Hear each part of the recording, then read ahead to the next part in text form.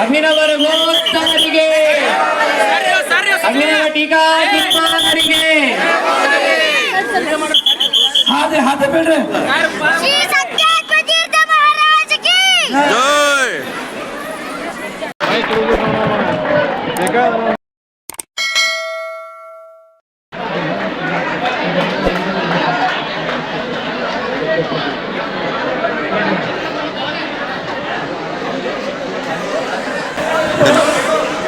ಉತ್ತರಾದಿ ಮಠದ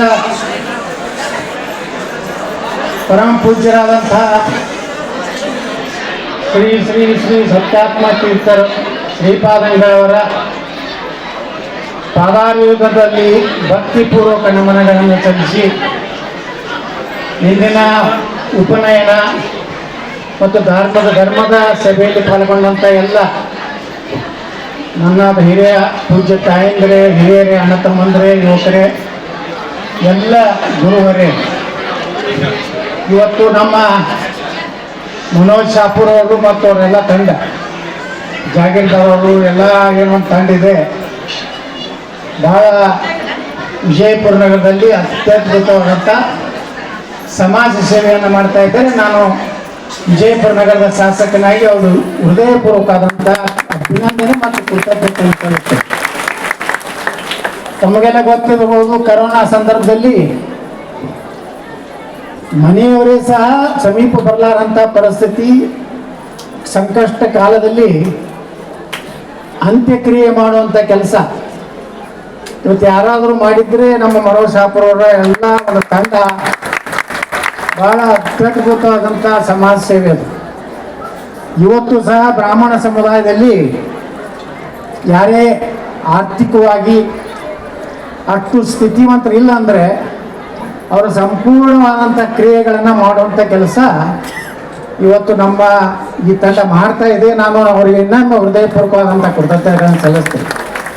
ಮತ್ತು ಅಷ್ಟೇ ಅಲ್ಲ, ಪ್ರತಿ ವರ್ಷ ಮಂತ್ರಾಲಯಕ್ಕೆ ಶ್ರೀ ಗುರುರಾಯರ ಒಂದು ದರ್ಶನ ಪಡೀಲಿಕ್ಕೆ ಪಾದಯಾತ್ರೆಯ ಮೂಲಕ ಅವರೆಲ್ಲ ಕೂಡಿ ಹೊತ್ತು ವಿಜಯಪುರ ನಗರದಿಂದ ಹೋಗುವಂಥದ್ದು. ಅದೇ ರಸ್ತೆಯಲ್ಲೇ ನಮ್ಮದೇ ಒಂದು ಗೋಶಾಲೆ ಇದೆ. ಆ ಗೋಶಾಲೆಯಲ್ಲಿನೇ ವಿಶ್ರಾಂತಿ ತಗೊಂಡು, ಈಗ ಭಾಳ ದೊಡ್ಡ ಗೋಶಾಲೆ ಆಗಿದೆ ನಮ್ಮದು. ಸುಮಾರು 1000ಕ್ಕಿಂತ ಹೆಚ್ಚು ಆಕಳುಗಳಿರುವಂಥ ಕರ್ನಾಟಕದ ದೊಡ್ಡ ಒಂದು ಗೋಶಾಲೆ. ಅದು ದೇಶಿ ಆಕಳು.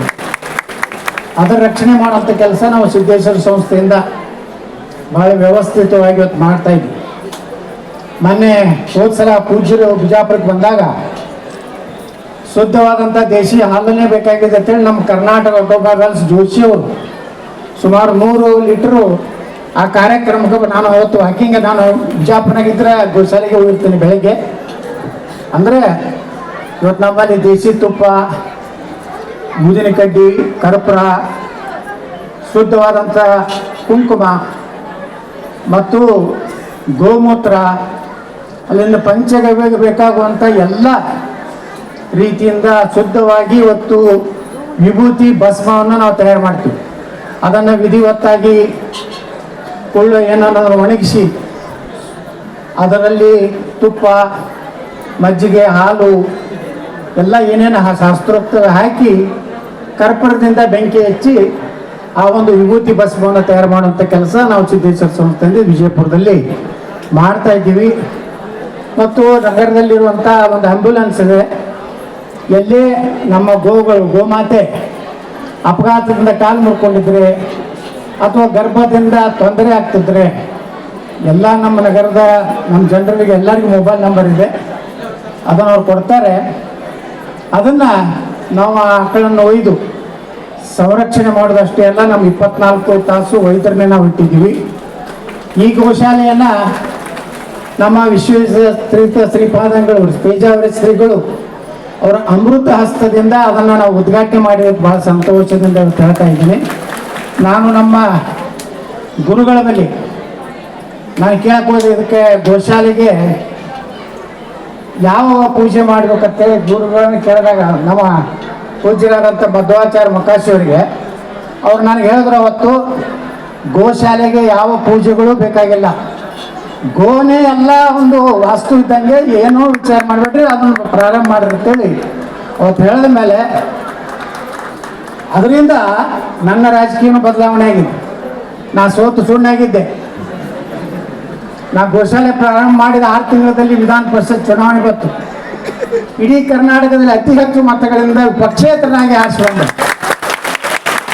ಅಲ್ಲಿಂದ ಸೋಲು ಅನ್ನೋಂಥದ್ದಿಲ್ಲ ನನಗೆ. ಎಲ್ಲೇನಾದರೂ ಇವತ್ತು ಮತ್ತೆ ರಾಜಕಾರಣದಲ್ಲಿ ಆಗಲಿ ಸಾಮಾಜಿಕ ಕ್ಷೇತ್ರದಲ್ಲಿ ಎದ್ದು ನಿಲ್ಲಕ್ಕೆ ಗೋಮಾತೆ ಸೇವೆಯ ಕಾರಣ ಅನ್ನುವಂಥದ್ದು ಭಾಳ ಬಲವಾದಂಥ ನಾನು ನಂಬಿದ್ದೀನಿ.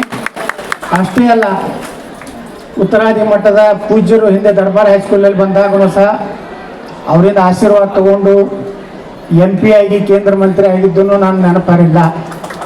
ಅದ ನಂತರ ಪೇಜಾವರ ಶ್ರೀಗಳು ನಮ್ಮ ಮನೆಯಲ್ಲೇ ಶ್ರೀಕೃಷ್ಣ ಪೂಜೆಯನ್ನು ಮಾಡೋದ್ರ ಮೂಲಕ ಅವರು ಆಶೀರ್ವಾದ ಮಾಡಿದ್ದಾರೆ. ಮತ್ತು ವಿಜಯಪುರ ನಗರದ ಎಲ್ಲ ಸಮುದಾಯದ ನಮ್ಮ ಎಲ್ಲ ಹಿರಿಯರು ನಿಮ್ಮೆಲ್ಲರ ಆಶೀರ್ವಾದ, ಗುರುಗಳ ಆಶೀರ್ವಾದ. ಮಾತು ಮುಗಿಸ್ತೀನಿ. ಧನ್ಯವಾದ.